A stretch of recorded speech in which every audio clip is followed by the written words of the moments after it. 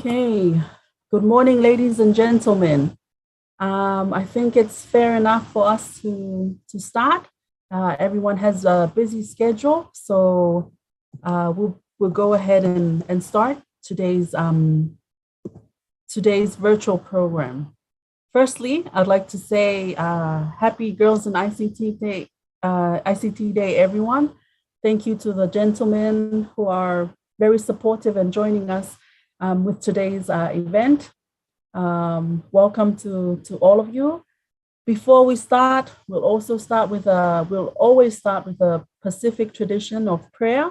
So before we start, I would like to invite Letitia Masaea, PICISOC board chair of the board, current chair, to start us with a prayer.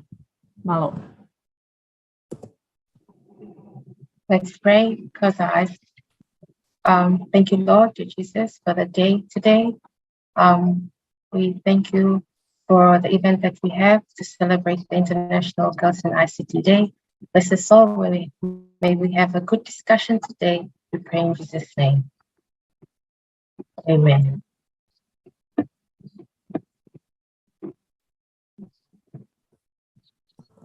Amen. Malo apito Leti.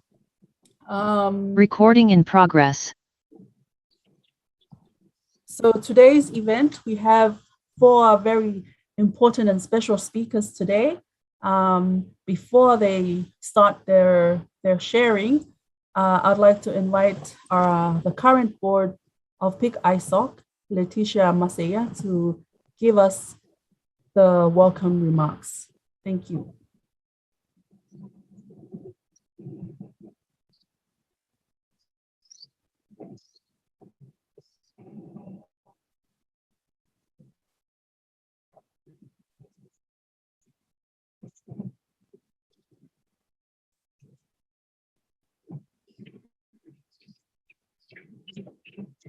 Good morning, good afternoon, everyone.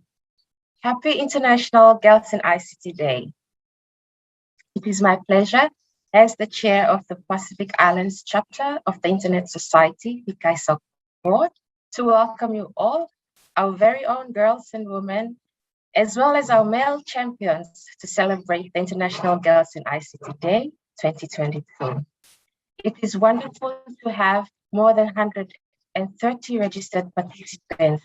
The team were so amazed that we had 130 participants that registered for this event from across the Pacific region. We have representatives zooming in from Tuvalu. We have representatives zooming in from Fiji, from Vanuatu. We are pleased to have our representatives from the Smart Sisters Vanuatu as well with us today. We have representatives from Tonga, including the Tonga Women in ICT. We have representatives from Samoa, privileged to have some of our students from the National University of Samoa here with us today, as well as Professor as one of our speakers today as well. We have representatives from the Solomon Islands. Thank you all for joining in. Youths from Dreamcast, some students, and representatives from the Women in IT Solomon Islands. We have our sisters from Papua New Guinea with us today, some from Kiribati, and zooming in from the USA, Cook Islands, and as well as Australia. We thank all of you to be part of our event today. For girls and young women to thrive in science, technology, engineering, and mathematics, STEM careers, they need safe and reliable access to the internet and digital tools. The Girls in ICT Day 2022 theme is access and safety. The virtual conference today features 4 inspiring Pacific women who will be sharing their own fascinating stories and experiences from the STEM sector. I believe that the stories and experiences we hear today will encourage our girls to pursue ICT STEM education, inspire girls and young women to work in ICT STEM careers, or continue to be motivated to stay in the fields, as well as motivate each and every one of us to engage the community and promote collaboration through partnerships. Our sincere gratitude to our 4 speakers enabling us to have an event today. Stay with us for the next hour and a half as we celebrate Girls in ICT Day 2022. Thank you, Tomas.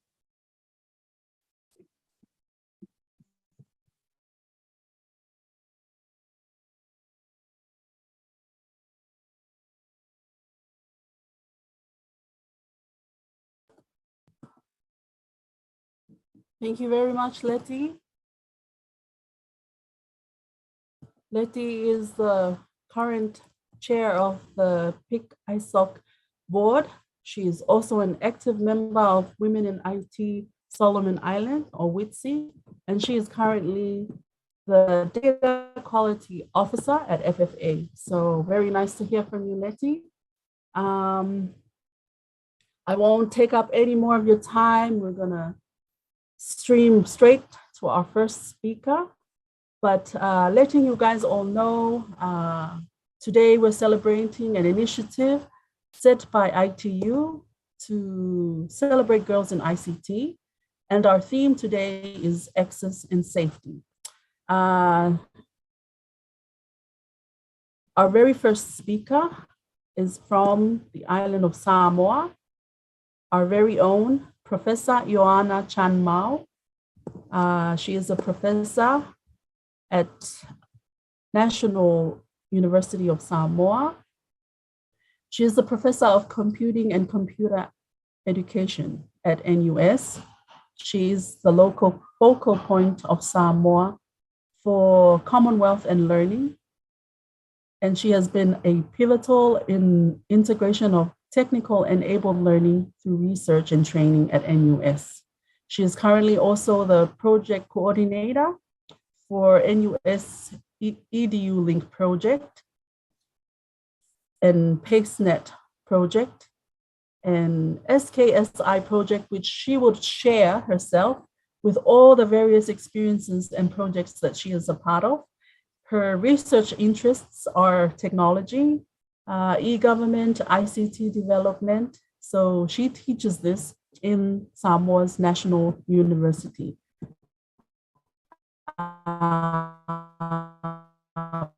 Over to you, Professor.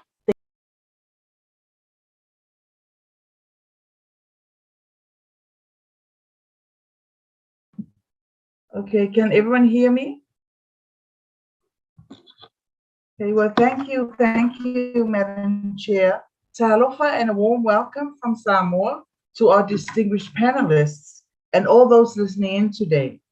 First of all, I would like to thank the PICISOC board for this opportunity to share in the celebration of Girls in ICT Day 2022. And for this theme, this year, the theme is access and safety. Hence, my presentation today will focus on accessibility and equal access to technology. It will include the barriers to access to technology for women, followed by some case examples mostly from Samoa and some from PNG, and finishing off with some recommendations for the future. Now, despite the immense opportunities that the digital technologies can bring, not everyone is benefiting equally. There's a gender gap in terms of ICT access and use, with women and girls at the bottom of the economic pyramid being disproportionately affected. While internet adoption and mobile phone ownership are on the rise, figures show staggering gaps in access for women in many regions of the world. The GSMA Mobile Gender Gap Report 2020 highlights that more than 300 million more men than women access the mobile internet, especially in low and middle income countries. Women 20% less likely to own a smartphone compared to men, and globally, there are reported to be 393 million women still without mobile phones. Recent data by ITU suggests that on average in least developed countries, 12% fewer women than men have access to the internet, And in fact, this number has increased over the last years. This gender gap cuts across all sectors of the ICT landscape. Women and girls are not only underrepresented as ICT users, but also within the ICT industry itself, in startups, technology companies, and ICT jobs in general. In the development context, men are about 3 times more likely than women to work in the digital sector. There is a gender gap in ICT access and use, and rural low-income women are disproportionately disadvantaged in this area. Now, this parity is true for across mobile phones, computers, and internet access. Furthermore, as we all know, this digital gender divide is now expected to worsen because of the effects of COVID-19. We'll say more about this later on. So what are the barriers to equal access for women in terms of technology? Well, first of all, there is affordability. Financial independence is a major barrier to girls and women's initial access and use of ICT. Cost barriers, most common in women from rural and low-income groups. In terms of access, women in poor and remote areas find mobile services and internet out of reach, as they're often available only outside the home or in places which are unsafe or inaccessible. Women also face difficulties obtaining identity documents required to open accounts. Another impediment to equity is relevant content. Closing the gender gap requires making relevant content, products, and services available, as well as supporting the development of apps and services to meet the needs, the preferences, and the capabilities of women and girls. Another barrier is digital skills and digital literacy. Women 1.6 times more likely than men to report lack of skills as a barrier to internet use. 35 studies on digital literacy have found women tend to have fewer formal training opportunities in ICT when compared to men. Another inhibiting factor is gender inequality in employment. According to the World Economic Forum, women in technology are nearly twice as likely as men to have lost their jobs due to the current pandemic. They are 72% have worked at a company where the bro culture is pervasive. And they are 4 times more likely than men to see gender bias as an obstacle to promotion. And women of color less confident about promotion prospects. And this gap has increased by 3 times over the past year.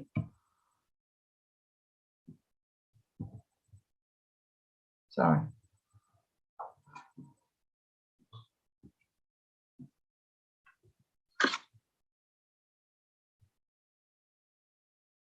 Yet still another factor is safety. Sorry about this.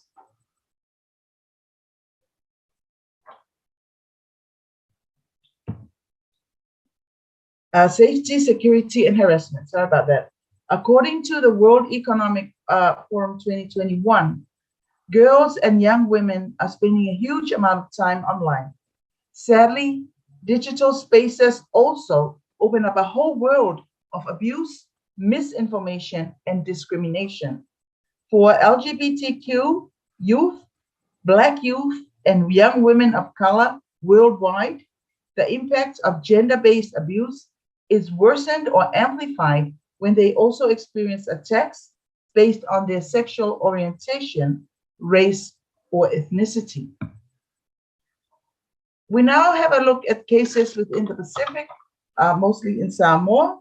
In the case of Samoa, according to the data, in terms of general access, there is no gender digital gap, as women and men have almost equal access to mobile phones, with 98% Samoans having access to mobile. But the challenge is to ensure affordable ICT.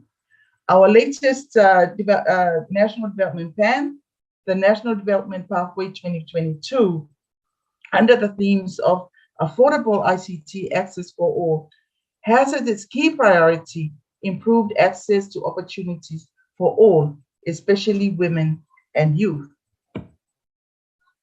In the area of ICT in education, there are national curriculums, primary, secondary, and tertiary. Now, in the area of girls in STEM, girls are outperforming our boys at all levels of education. And there are projects by the ministry in the education sector to improve ICT access. And these include the school nets, the provision of tablets to secondary students, and a national project to connect the internet to 120 primary schools. This is in addition to the multimodal approach for COVID. At the tertiary level, NUS has a computing and ICT curriculum up to the master's level, with the current master's class being all women. In fact, NUS in 2022 has more female enrollments in males in most of the ICT courses, in the ratio of 70% female to 30% males. And the exception is the Cisco Academy, where there are more boys than girls, but there are more female tutors in the academy than there are males.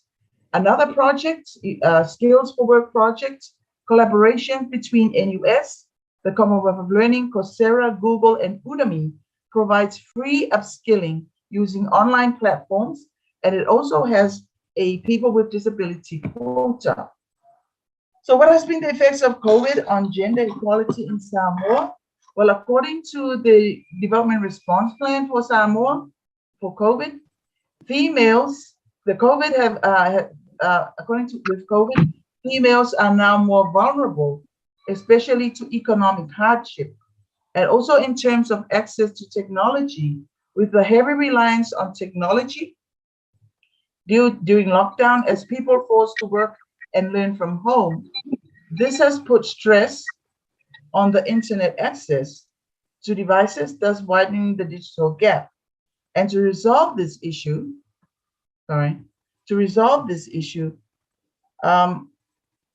several strategies have been put into place. One is a multimodal approach with the use of print, TV, radio, and online. And another useful strategy is the provision by the telcos of zero data SIM for access to all educational sites for all schools.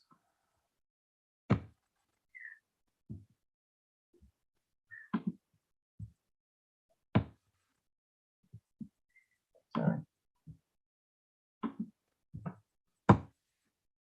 Okay, sorry, I'm trying to move to the next.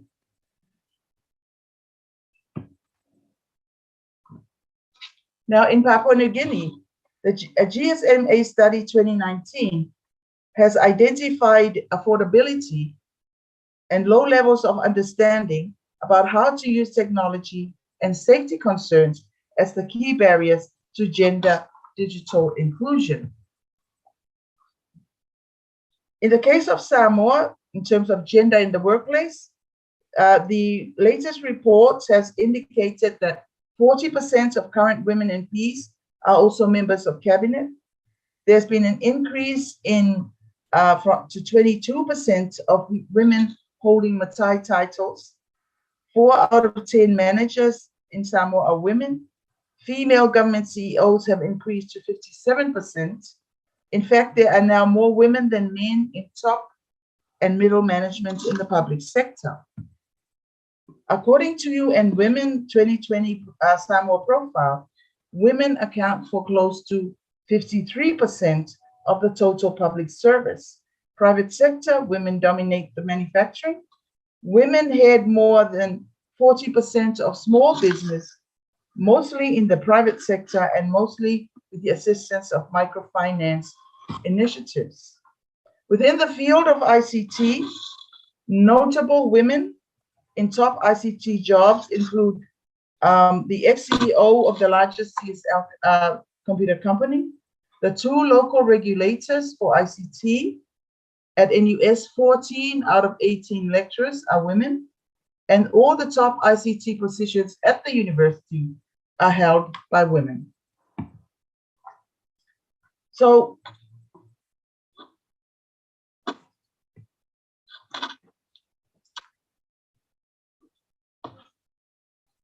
in the case, we now turn to safety for women. In the case of women, in the case of Samoa, a dominant issue is the prevalence of gender-based violence. As it has been reported, 68% of women have experienced gender-based violence. There's also been numerous cases of cyberbullying, though some not documented, and also reported low level of awareness. To accommodate for this, national policies have been put into place, as well as a national campaign ads for online and safety protection. However, due to the dominant role of church and the village council in people's lives, there is a need for church and village council to play a more active role in resolving these issues.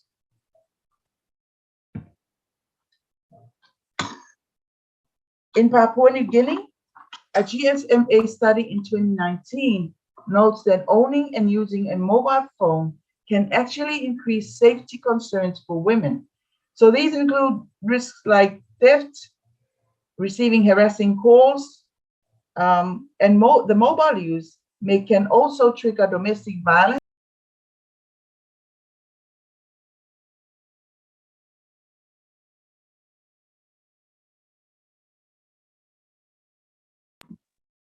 Sorry.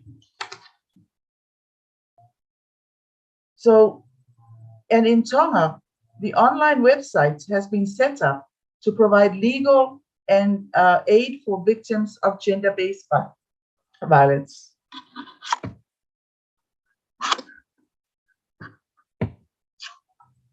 Sorry, I think it's just freezing now.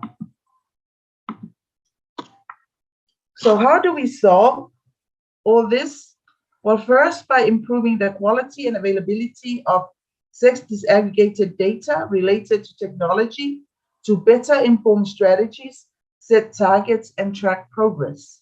Second, we need to address the barriers that women face on access, affordability, knowledge and skills, safety and security, as well as make relevant content, products, and services more available to them. And of course, for church and village council to play an active role in fostering these solutions. There is a need for more government policies to support the efforts to address the unique challenges that women face. The need to accelerate regulatory framework of reforms, such as reducing taxes and custom duties, making mobile services more affordable for women, and where appropriate, we could also include projects focusing on women's adoption of these services. And lastly, there needs to be a coordinated action and collaboration amongst all stakeholders, including government, the church, the village council, the village community, the donors, and international agencies. And on this note, I end my presentation. Thank you for your attention.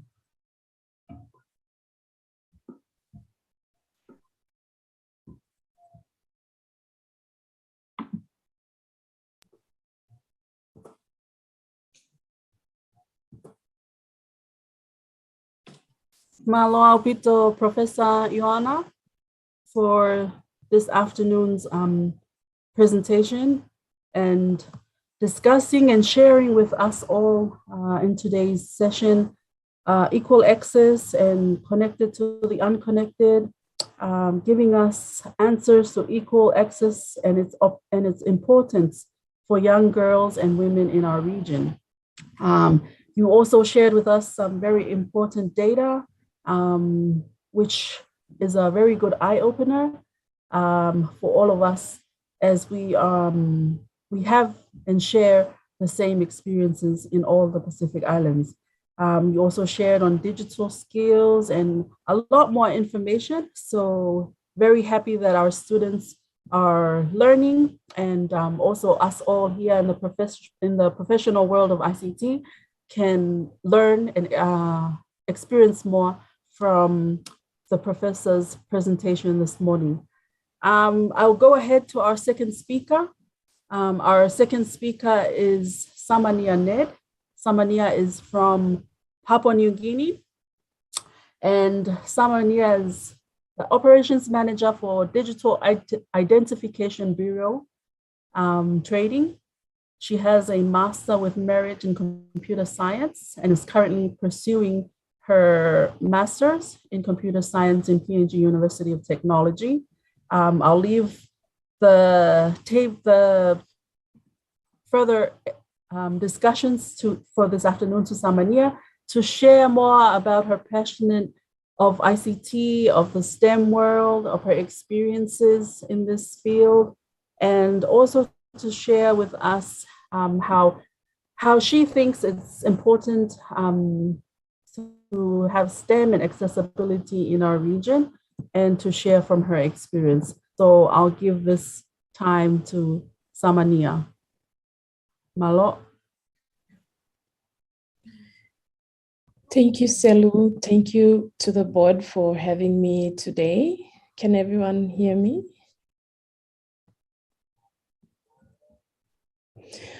Okay. Sorry, just a correction. I have a bachelor's with merit in computer science, and I'm pursuing my master's currently and working full-time as well.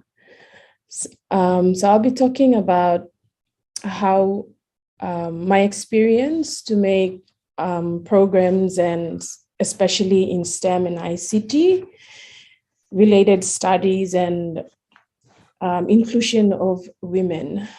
I have almost 11 years of working experience. I started back in uni doing part-time tutorial whilst I was there. From my experience, Papua New Guinea, we experience a lot of, as the professor mentioned and shared with us some data, we have law and order issues that also affect a lot of women and girls to have access to technology. And also in Papua New Guinea, we have like a strong cultural setting, and that's embedded in all our areas of work, and also in institutions that we attend as well. So we need more male participants in encouraging women and girls.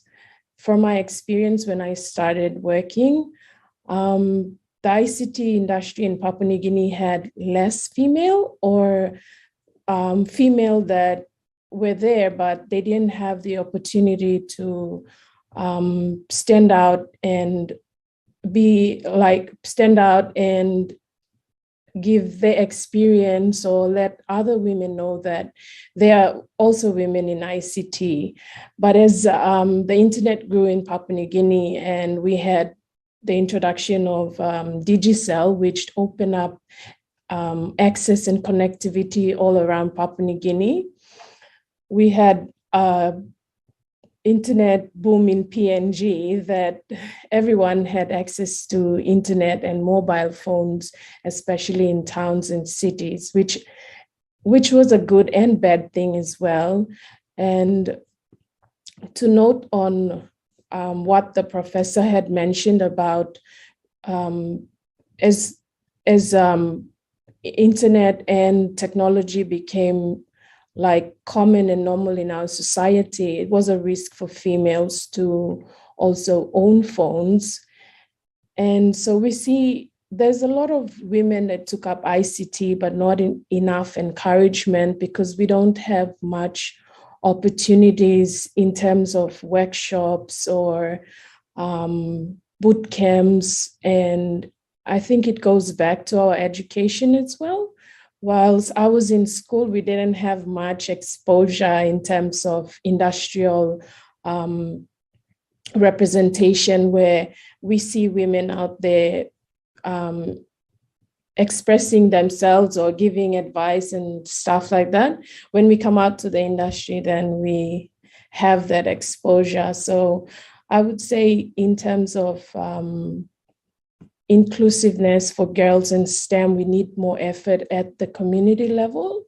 There's a lot going on in towns and cities, but we don't have enough in our small towns, our small provinces. So that's also one of the barriers that are stopping women or more women to join ICT. So currently working with the Digital Identification Bureau, which is a new company, where we'll soon be implementing digital IDs. And to note on one of the statistics that the professor mentioned about women not having formal identities to be able to access services, especially opening up accounts and stuff like that. So here at UTRU, we are looking at implementing digital ID to enable women also to be participating in the formal economy and have an identity to access services. So my work here at UTRU, I'm currently the operations manager technical, so I'm in charge of integration of systems with banks and our other customers. So I also look at ways in which I will make it easier for women to obtain identity in the comfort of their homes or a place where they could easily go and register. So that's one of the important things, because security is also one of the major problems that hinders women to be participants in the economy or have access to education and stuff like that. So basically, from my experience, I also encounter daily where women are taken, they're taken away the privilege of accessing internet. So it's kind of, in terms of my work, I'm trying to look at ways where we can also enable the safety of women to be able to obtain IDs. And not only women, but also a lot of ID systems that were created not inclusive in terms of people living with disabilities. So here at UTRU, we're also looking at ways that we could enable them as well. So in order to make technology accessible, people would be able to get formal IDs and have access to technology and other services. And to add on to that, in my research, I'm looking at ways of, I'm looking at secure communication in terms of delivering health services to rural Papua New Guinea, but a major barrier that is of concern to me is digital literacy in rural areas, and how easily can an ID system be adopted in rural Papua New Guinea. So because the use of mobile phones are everybody in a rural setting at least has a mobile phone, but not a smartphone. So I'm looking at GSM technology, which is SMS-based, where everybody knows how to send a text. If they don't know how to use the internet, they know how to send a text. So I'm looking at ways to make text messages secure in terms of communication and sending patient data from a rural area to centers that are closer and have access to technology in terms of internet. That's all from my presentation. If anybody has questions to ask, then you can ask me.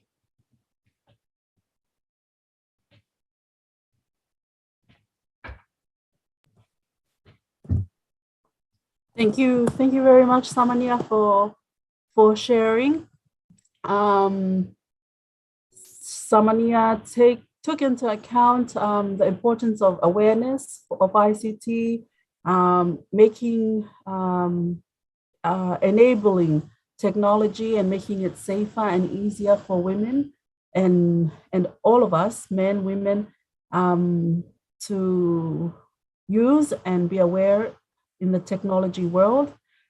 She also took into account the importance of data and being counted and being included. They both noted, the professor and Samania, that it is very important to be included and counted in this technical world today. I would also like to share here of some projects across the region that take into account data and its importance and getting women included. We currently have a project in Tonga, Samoa, and Papua New Guinea called Gender Scorecard Project. So yes, that was very important and good of you too to share that. And also we took a glimpse into Samania's personal experience. So Malwa Pito for that, Samania. As she had mentioned, it's Q&A time. So if anyone would like to ask one or two questions, I'll open for the participants to have one each question to our first panelists. And while you're still thinking of your questions, we haven't got any questions yet. I'll ask you guys to please turn on your cameras. This is currently live on PICISOC and PICISOC page,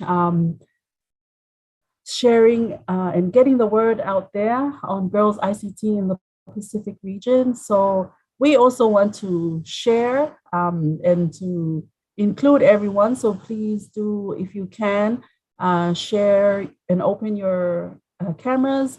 I'll have Letitia take a quick photo of us all. And while Leti is getting that, we still have no questions. So right after our photo taking, we'll take no more of your time and go on to the next speakers. So we'll pass it on to Leti for our group photo. And we have the cameras turned on, please.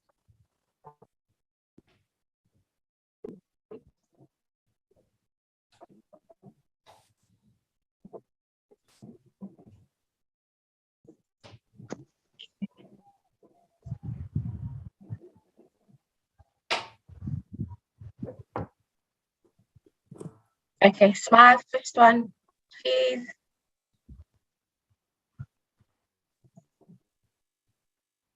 Hang on, one more.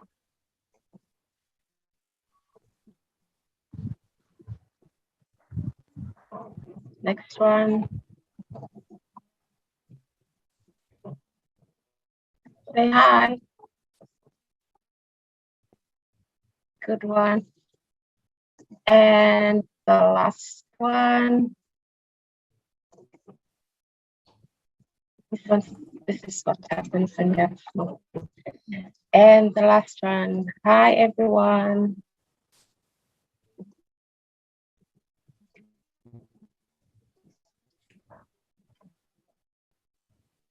Thank you so much, Selu. Thank you, Leti. I guess we still have no questions. The professor and Samania did very well with their presentations. Everyone has taken it into account and doesn't have any further questions. So I'll go ahead and introduce our third speaker for today. But before she shares her story, I'd like everyone to know that we had 135 registrations today to Girls ICT in the Pacific celebrating today's Girls in ICT Day. So thank you everyone for wanting to join, for wanting to celebrate virtually. Due to COVID, everyone is either listening in from home or from wherever to today's Girls in ICT Day. So thank you for bearing with us. Without further ado, I'd like to introduce our third speaker, Tajeshwari Devi. Taj is currently the commission in charge for Online Safety Commission, OSC, in Fiji, which was established in 2018. She is a very active and engaged ambassador for Get Safe Online. When we set out our banners and started marketing our speakers for people to register, Get Safe Online approached me and said, hey, we've got Get Safe Online ambassadors talking in your event. So I was like, yes, please share the word. So very happy that Taj is Get Safe Online ambassador.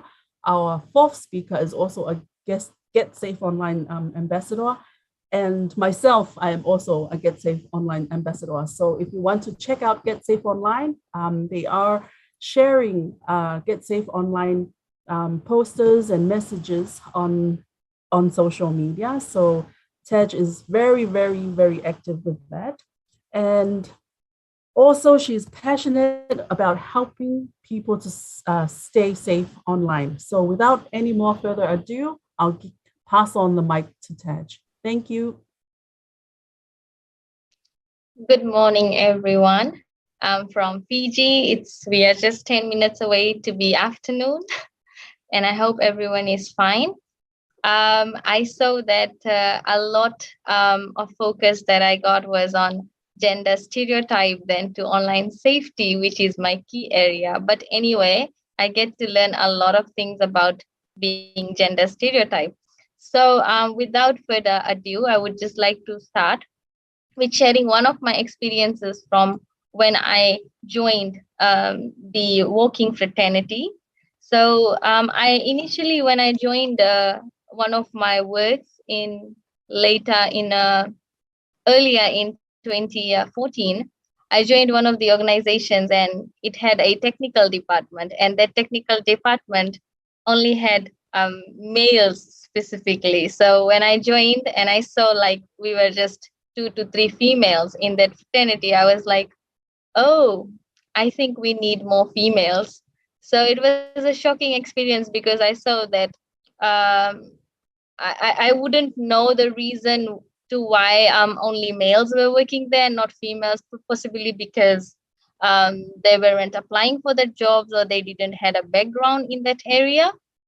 So that was a key aspect to open, as in an eye opener, to see like more males were there. So basically, a gender stereotype is a widely held belief or generalization about the behaviors or characteristics and roles performed by a woman and men. And females specifically, their roles include emotional caring and need of protection.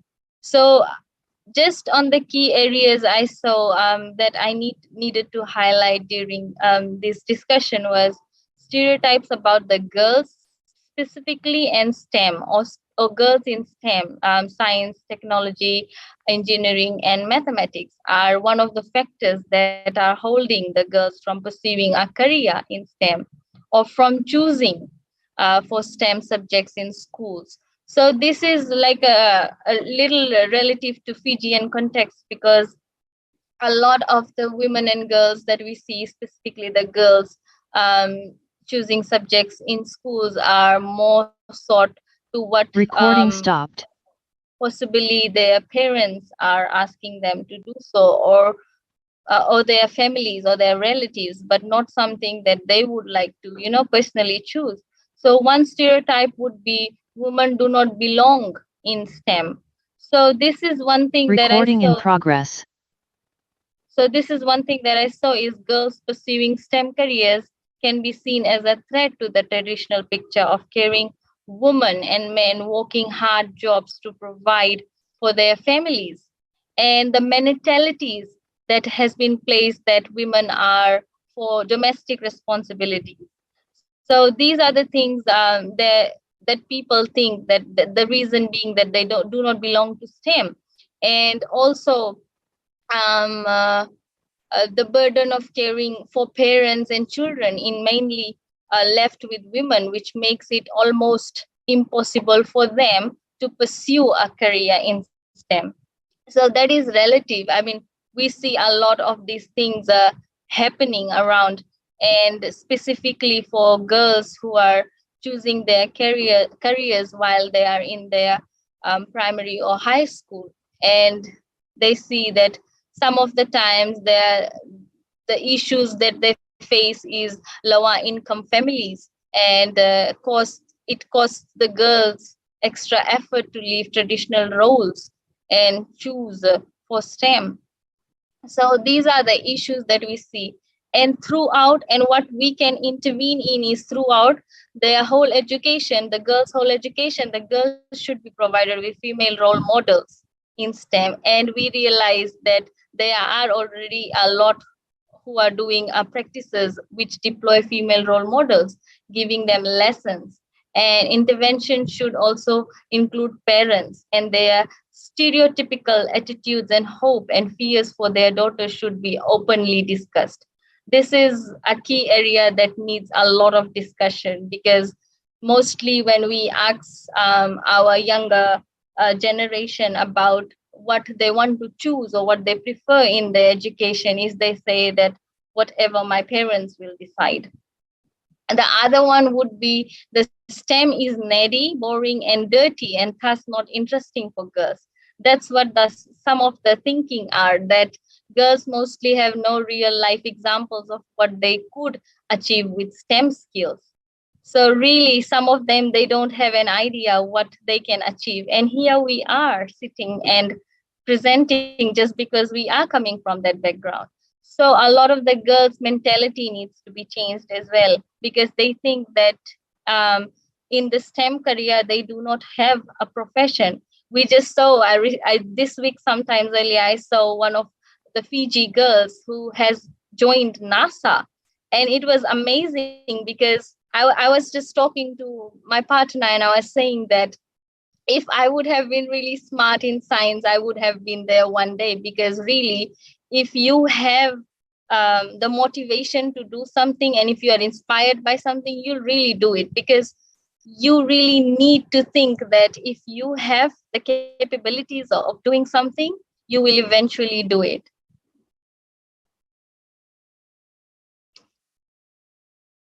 The underlying reason for these stereotypes are that the general image that the boys and girls are innately different in a difficult way.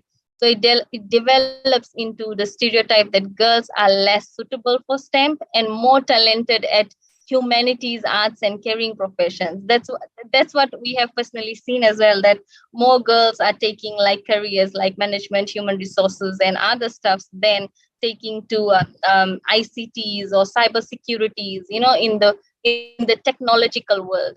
So I think women who are already there as the role models, and many are getting inspired by those as well. So which is a good thing specifically. Also, some of the possible interventions that I think should we think about is teachers who should take part in trainings in order to raise their awareness of their stereotypical thoughts and be provided with tools to prevent these thoughts from influencing their teaching practices.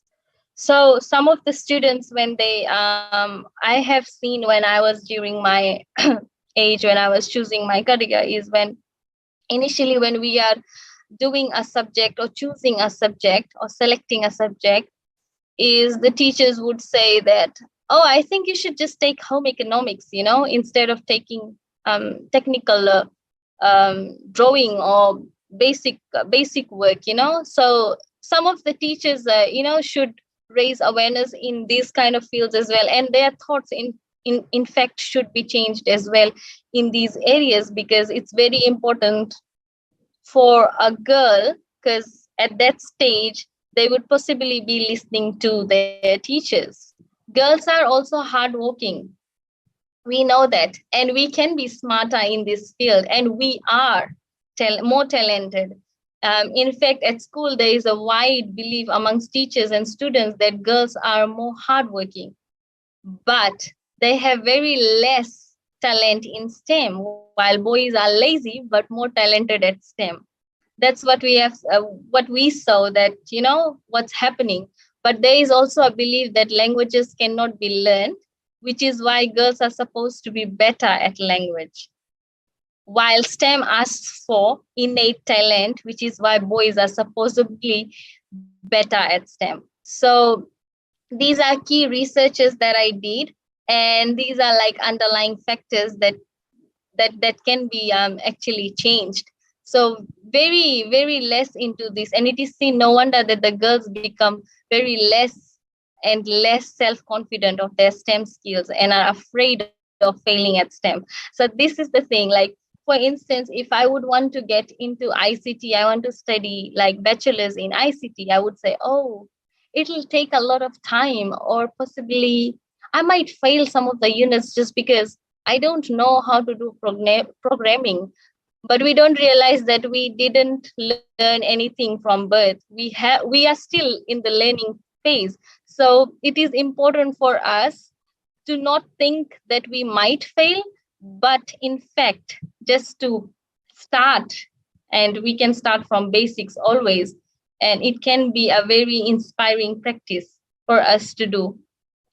So eventually, I mean, I feel that gender stereotype is a key factor, but it can be changed, and it can be changed by, in fact, women and girls and no one else, because we feel that we are not included, but we have to get included in this STEM stereotype. So I think it is important for us to understand that the world may seem as though it's at a standstill, but there is still the opportunity to enact transformative change. I feel that we need a coordinated approach when talking about access and safety for women and girls. And I'm happy that PICISOC Web Foundation, Pacific Women, Online Safety Commission here in Fiji, E-Safety Commission in Australia, CROP, Regional ICT, and Asia Foundation, and other partners are investing their efforts in reducing these gender gaps. So we hope that the support system between these key players continues, but we also need good role models and mentors who believe in transparency and accountability. So that's all from my end. And I hope if you have any questions, anyone has any questions with regards to that.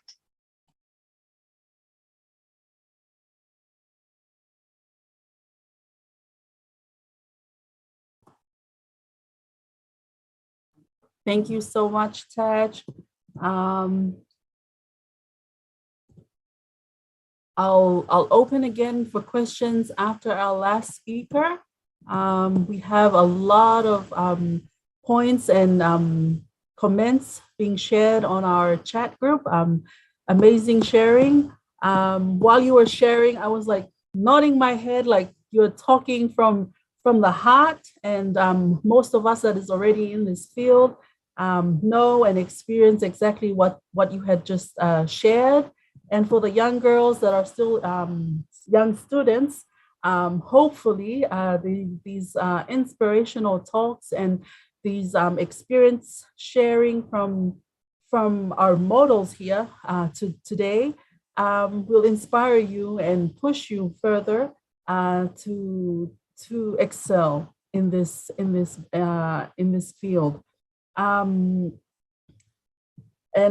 something very important that you mentioned for motivation and inspiration and the the mentality and what we think in our head for us women in this field, we can do it. When you said we can do it, yes. If women before us were able to do it and men are pushing us and supporting us in every ways, we most definitely can do it. So thank you very, very much for the sharing, Taj. We'll go ahead to our last speaker. With regards to time, we'll go ahead with Juliet Horihau from Solomon Islands. Juliet will be sharing on online safety, and I'll go ahead and introduce her. She is the Get Safe Online Ambassador for Solomon Islands.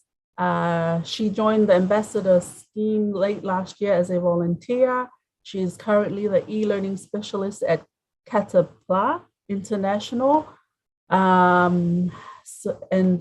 also previously worked as a webmaster and Moodle administrator for the Solomon Islands National University. Juliet is also an active member of Women in Technology Solomon Islands, or WITSI. So yes, we are very happy to hear from Juliet. We also see a lot of Solomon supporters, a lot of Solomon men backing up and joining in today's session. Before Juliet starts and while she's still preparing her presentation, I'd also quickly like to invite the young girls that are not yet signed up in Pacific PICISOC group. Please do sign up. We will share our information later, or you can grab us on social media and follow us, as we have a lot of activities coming up in the near future, and a lot of areas that we have mentors and helpers to help you out as you are building your path in this field. I also like to market a bit on WITSI, Solomon Women in Technology, Solomon Islands, Tonga Women in ICT, Samoa IT Association. There are these small associations out in the Pacific, women and men trying to build and trying to support and help and be mentors for all of us in this field. So please do grab a hold of speakers or people in this field to learn more from. And also later on in this afternoon at 3 p.m., Tonga will also be celebrating Girls in ICT Day. So they are celebrating virtually. So if you also want to listen to some Tongan girls share on their experiences, feel free to join. So yes, for now, we'll go to Solomon Islands, Juliet Horihau. Thank you.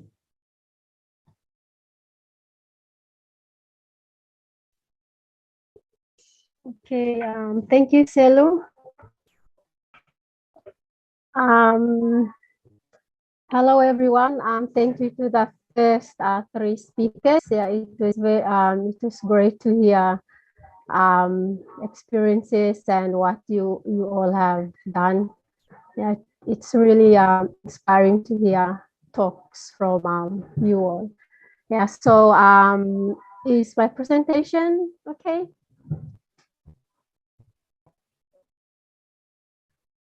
Okay, so yes, as Selu have mentioned, yes, I am one of the ambassadors based here in the Solomon Islands for Get Safe Online. Actually, there are lots of us, yeah, within the Pacific Islands. Yeah, so like Tajeshwari and Selu is also one. Yeah, so basically my presentation today will be based on what we have been sharing as an ambassador.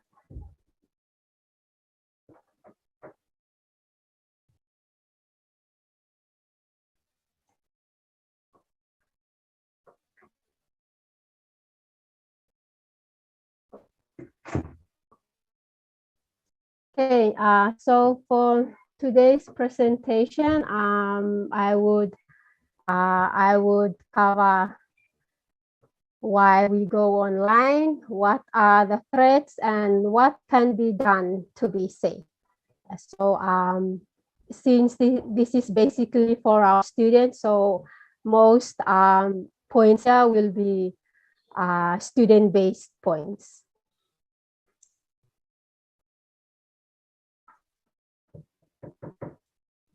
So why do we access or go online? Yeah, so most of the common reasons why most of us go online are listed there. We browse, search the internet, we do banking and shopping online, we read the news, we check emails, we go for entertainment, gaming,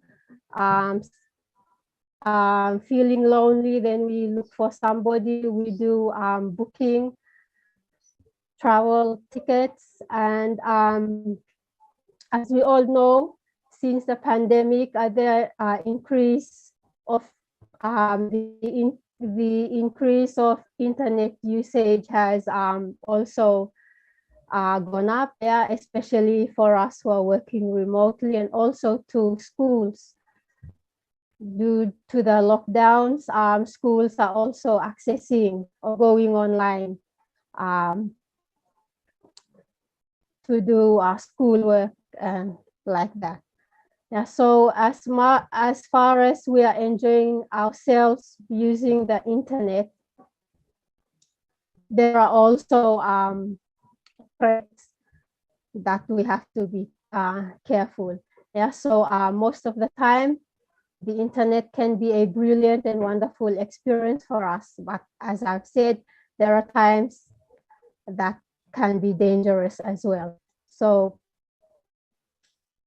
here are some common online threats that we are faced once when we are online.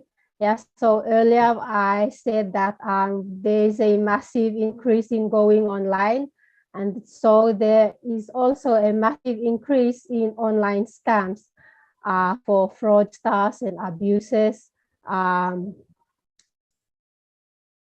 Then there's malware, virus and hacking, phishing, SMSing, vishing, and identity threats, ticket frauds, rogue apps, downloading.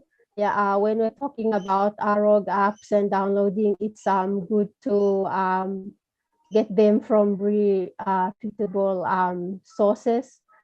And consistency, that's a very big word. Yeah, so when we go online and there is a threat, it's not an IT problem. It's not the internet provider's problem, but it is everybody's problem.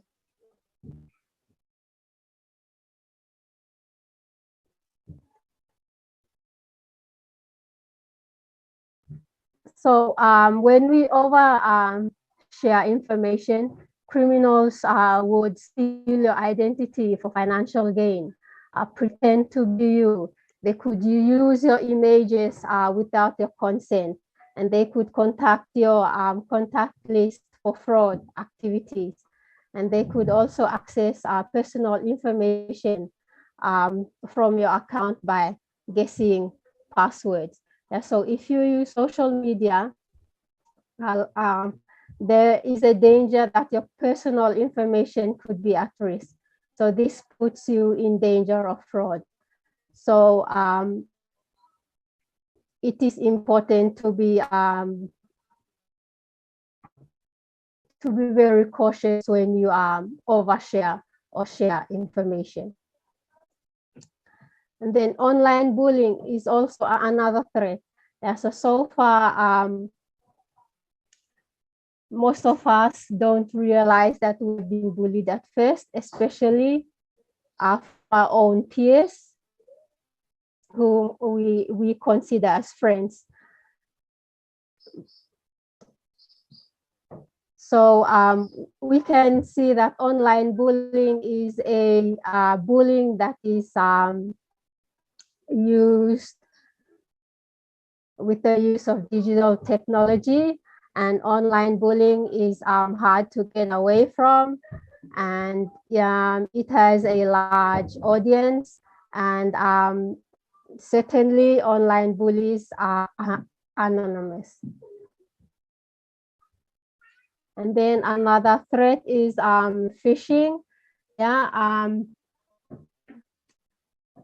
Phishing may mostly comes in a form of emails. So which they are intended to get you to release information about yourself. So this might be a password or bank information or personal data that would allow someone to pretend to be you. So when an email comes from a company, let's say somebody that I work with, it is important to check that that they have the company logo with that, and then it is also good to check the company's website, that whatever emails that we are receiving there is genuine. And criminals are also looking to get information that would help them to access any online accounts that you have. This could be financial and online shopping accounts. You might have them, and or other good things that you have in your name, like payment details or something like that. And they would also want to go into your social media account and then take over your account, and then they could ask your friends. They pretend to be they pretend to be you, and then they ask your friends to get something from them. So it is very important to be careful on that. And another danger is when you click on attachments on your email, please be careful on that. There is a specific type of malware which is known as ransomware. This encrypts documents stored into a victim's computer, and then giving and making them have no access. So that's very important that we are not caught into phishing. And then similar to phishing, there is also SMSing, and the SMSing is a form of phishing that uses mobile phones to attack your platform, whereas the phishing is the use of telephony or your phones, your mobile phones, to call you and to conduct phishing attacks. And then another threat is online shopping, where you would buy stuffs from a fake website, and then you would buy something but that does not even exist, or buy counterfeit goods. And then there is a case where you would have your payment details being stolen. So with some of those threats being identified, what can we do to be safe? So to be safe, we have some basics. The basic one is your password and pins. We have to use a strong password. It is good to use a strong password, especially if you have an email account. So a good tip is maybe you can think of a sentence, and then you change the zeros, the O's to zeros, the A's to 4, like that. So it's good to have a mixture of letters, numbers, and symbols and spaces to have strong passwords.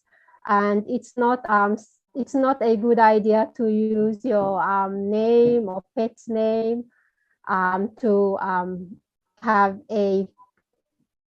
to create a password for yourself. Yeah, so remember our passwords confirm your identity, and then some of emails, some of us have it's good to enable two-factor authentication.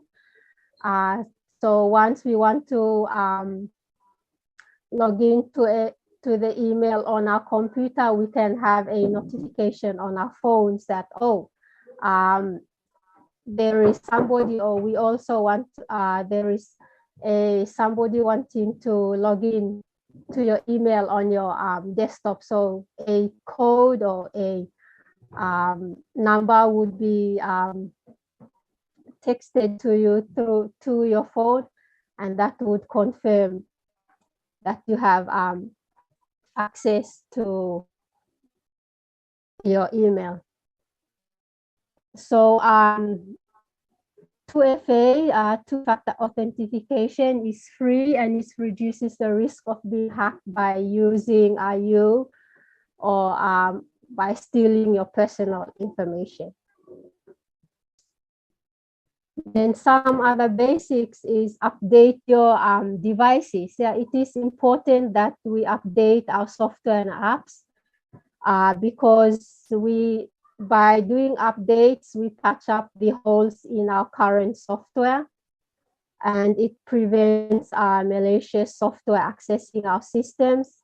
It will also keep our device efficient and safe.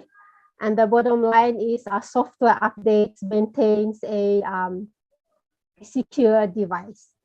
So it's very important to update our devices. And then backups. It's a good idea to have backups. We don't want to lose valuable information like personal documents or photos, videos. So if you have time or you can do backups, it is a good idea to do backups to your personal belongings.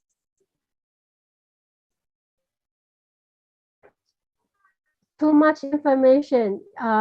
It is not good to share too much information. So you have to be careful about your personal information you disclose. Remember, it all adds up to your identity.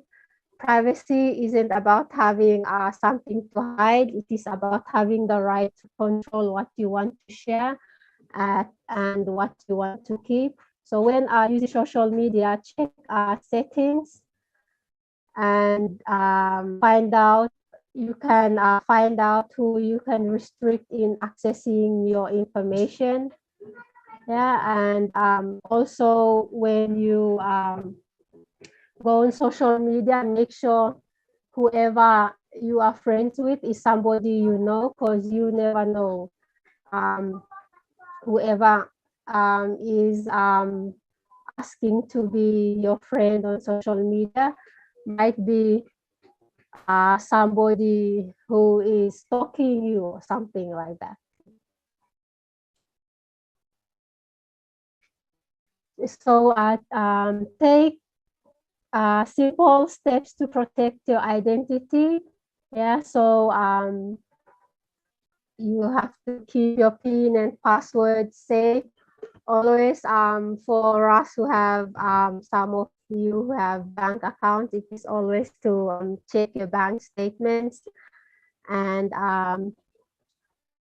you have anti-spyware, antivirus softwares, and always, as earlier mentioned today, always have them updated. Always have our phones locked.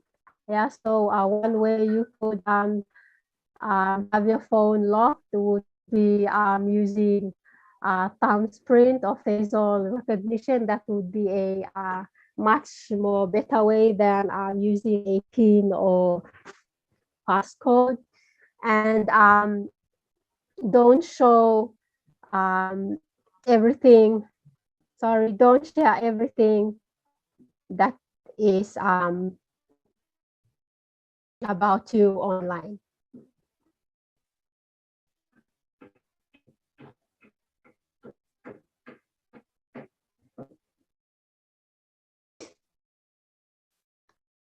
Okay, and digital footprint, that is a very important point that it is, we could say digital footprint is a record of your online activity.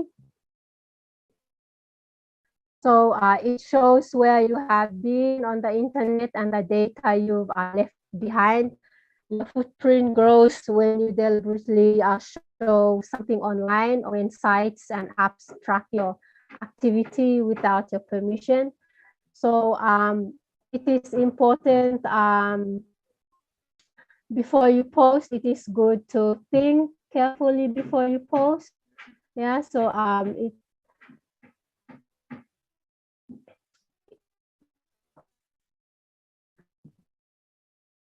and then it is good to do a personal health check on your information. So regularly delete your cookies, and use search engines to see what others can see about you. Have some of you even tried searching yourself online? You will be surprised. If you are a frequent user, you would find yourself all about you that would show out on the search engine. And then ensure you you log out. Don't just close the X on the browser. Make sure you actually sign out or log out. And then keep on checking your privacy settings. And then it's also good to ask your online friends also to check the settings as well. Yeah, and then request information that Facebook or Instagram or Google have hold on you, so that your information there are safe. And then protect yourself, digital well-being. Set yourself realistic targets about amount your time you spend online. Sometimes some of you don't really realize that you have been using a lot of apps every day. You're taking up a big chunk of your screen time or battery time, memory. Yeah, and it takes up so much money as well. Yeah, so it's good to control that. And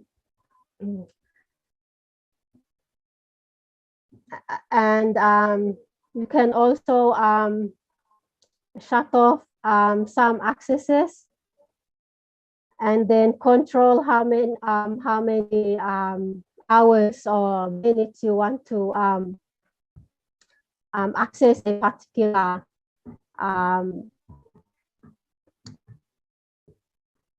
online site like that.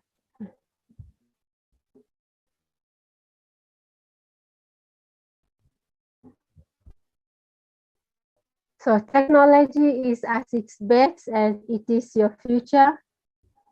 So again, set yourself realistic targets about the amount of time you spend online, and then good habits cost nothing. The vast majority of online crime can be avoided by simply changing our behaviors. So once again, to be online, we have to be smart and be safe. Thank you.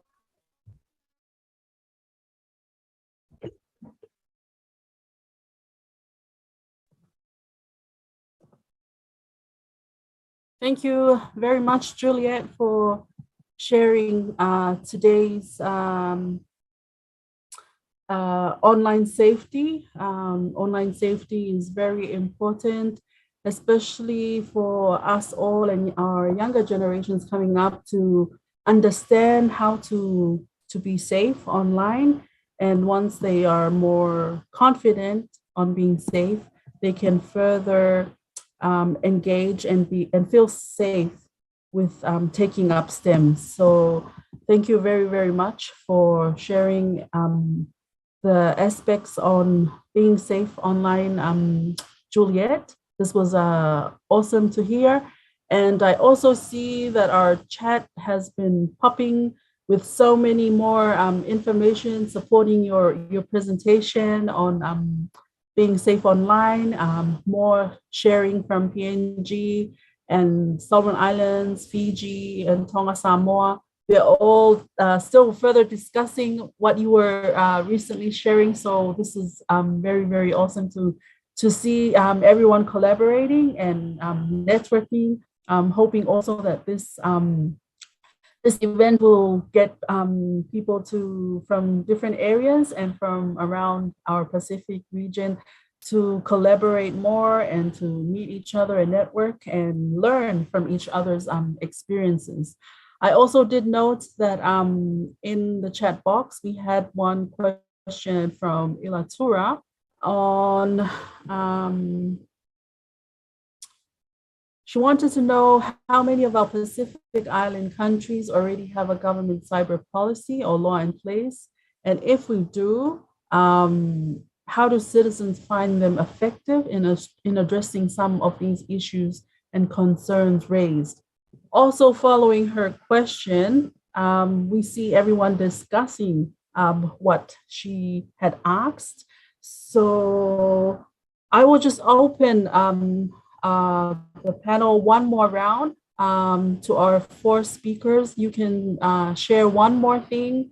We don't have much questions, so I'll just ask you to share one more advice or support or whatever you think that today's message should go out to everyone that registered to do share at this time before we go to our closing remarks by one of our board members. So I'll quickly go around the table. Professor Ioana, please, if you want to share a word or two. Okay, thank you, Madam Chair.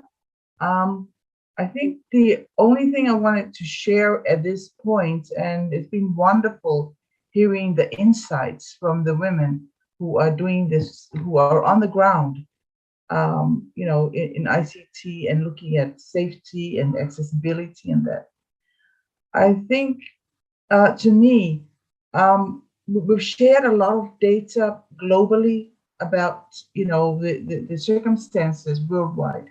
But to me, I think one of the issues that we still need to deal with in the Pacific is how the culture, how the church and the culture, how it has an impact and how it can help solve some of the issues in gender because of the entrenched cultural norms. So I think that's all I'd like to share at this point. And I think it has been pointed out already that the church and also the culture, the established, you know, for example, the village councils, they can all do something to help with promoting gender equity in all aspects of gender. Thank you. Thank you very much, Professor. I'll pass it on to Samania.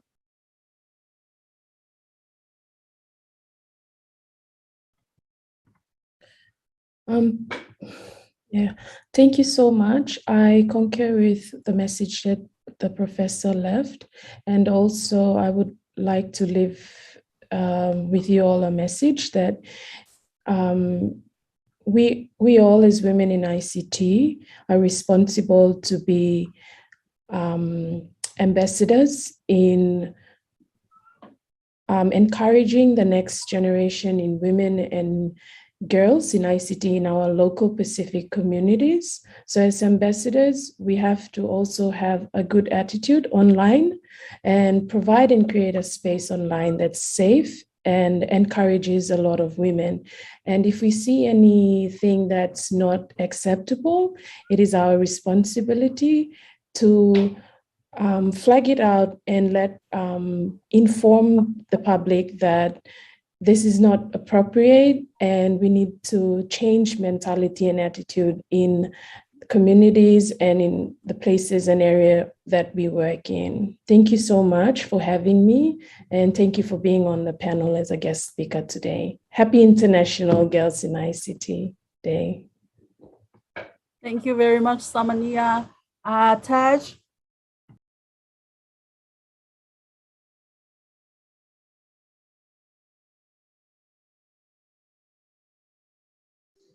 Sorry.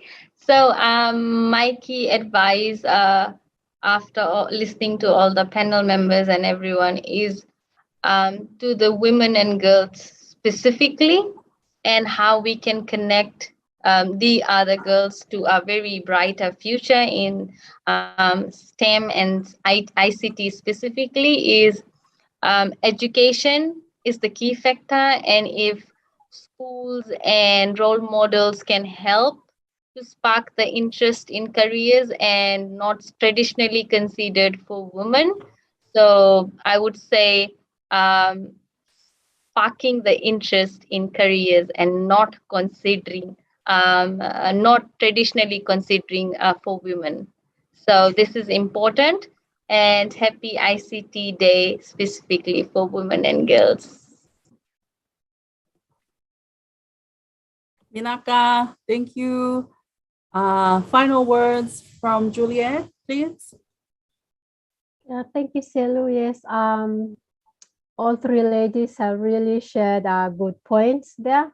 Yeah, so I would say, girls, reach out, grow your networks. You know, you have your own role models, reach out to them. Yeah, and be smart and be safe.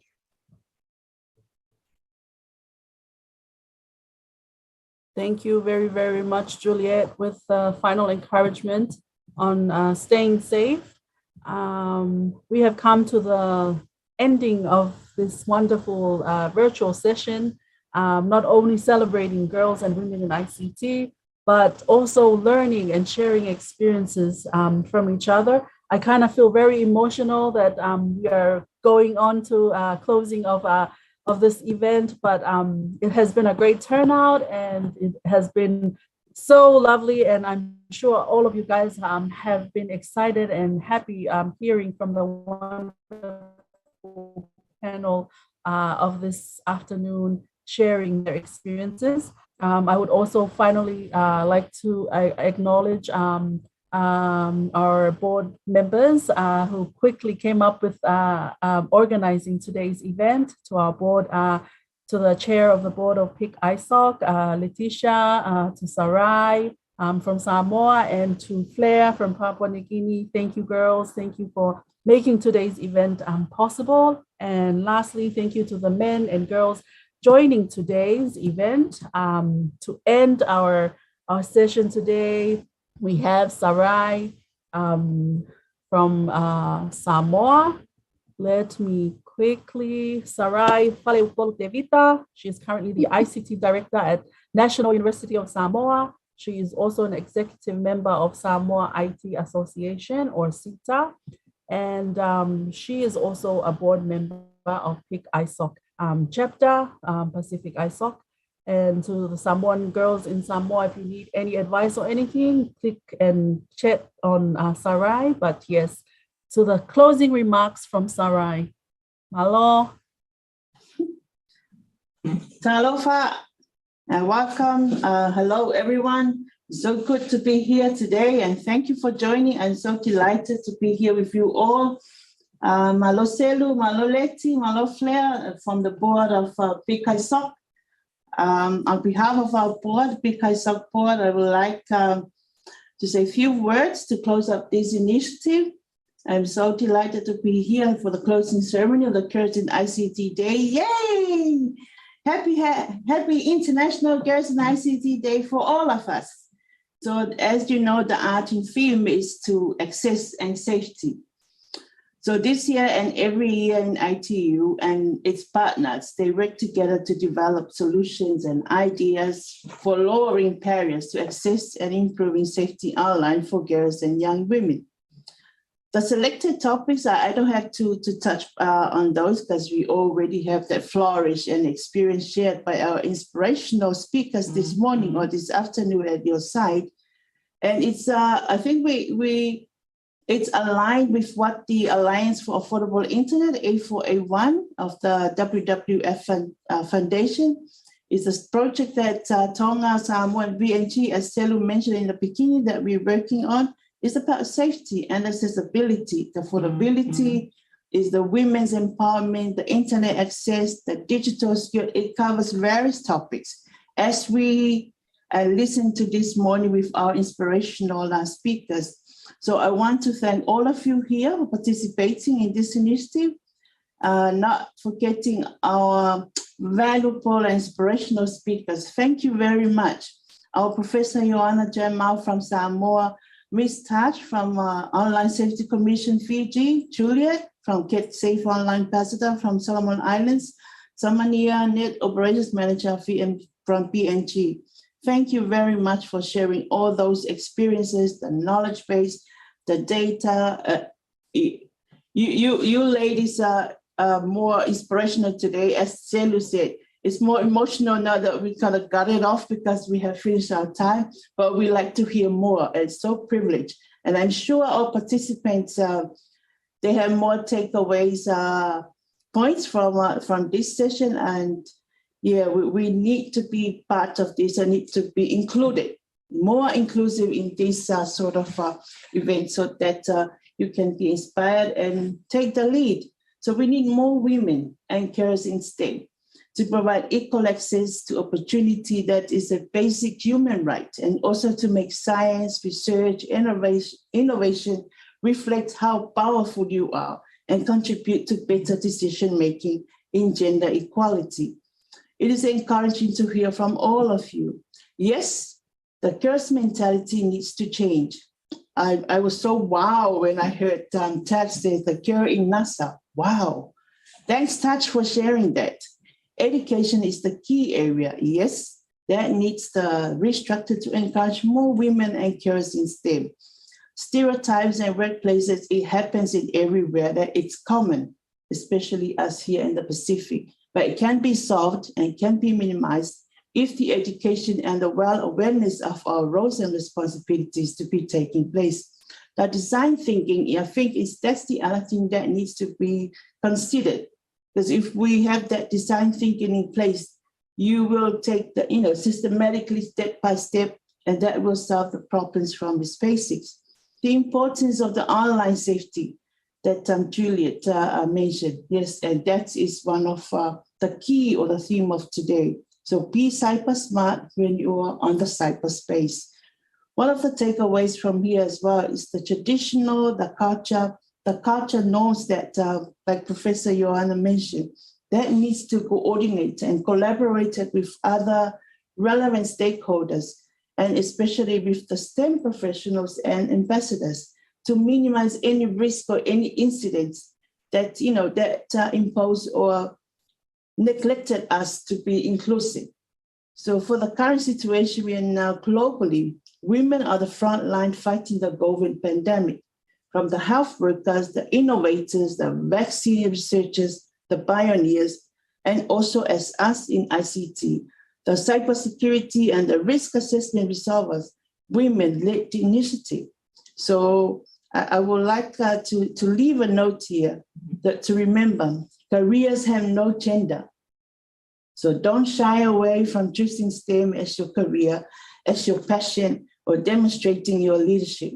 Together, we will smash that stereotypes that hold back girls in science. So for all participants, I wish you all the very best and brightest in your studies, careers, and life pursuits.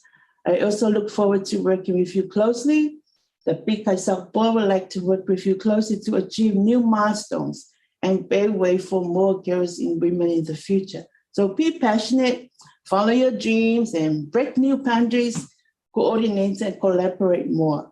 So don't hold yourself back. Each one of you are making difference in the world that we live in. It is you to transform to peaceful, accessible, sustainable, and equal. Let's do it. Just do it. And happy International Girls in ICT Day. Thank you and whawhatai lava. Whawhatai Sarai, maloha pito everyone, vinaka, thank you Timas. Thank you everyone. We have finally come to the end of our Girls in ICT virtual celebration this afternoon. We are so happy and delighted to have everyone on board, the team from Vanuatu and everyone. Thank you so much. From today's session, we realized that there is a need to share our stories. There is a need to further collaborate. So this is giving hints and ideas to Leti and her team to have more virtual events. Since we can't travel for us that are on lockdown, we can easily share each other's story virtually or online. So for those who are very interested in today's session, keep a close eye to PICISOC social media pages. We'll most definitely have future events, and also to Paul and the men, don't be shy when we ask you to come and do a presentation on one of our sessions in the near future. Lastly, I'd like to thank Internet Society for giving us the hand to broadcast today's session live. So if you missed the morning session, feel free to go back online. It's on our social media pages to further listen to our wonderful panelists sharing today. So all in all, God bless you all and happy International Girls' Day. And because we started with a prayer, I'll quickly close today's session with the grace.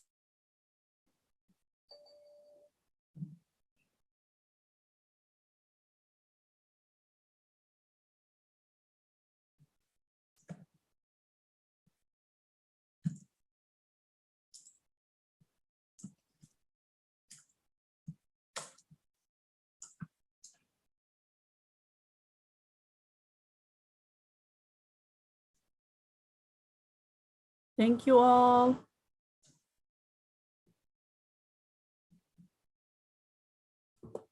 Sorry, I think I dropped, but I already finished saying our grace. So mahalo pito. Thank you very much.